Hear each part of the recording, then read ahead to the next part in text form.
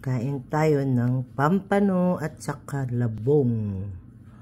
Ayan, ginamihan ko ng pamyamta ang ang labong kasi gusto ko yung maanghang siya. Uulam ako ngayon ng pampano at saka labong.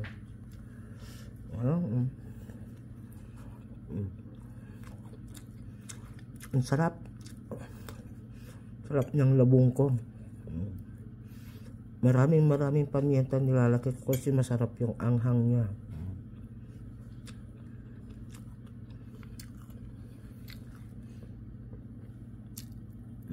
Sarap.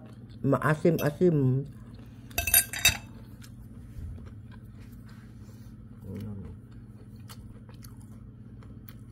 Kain.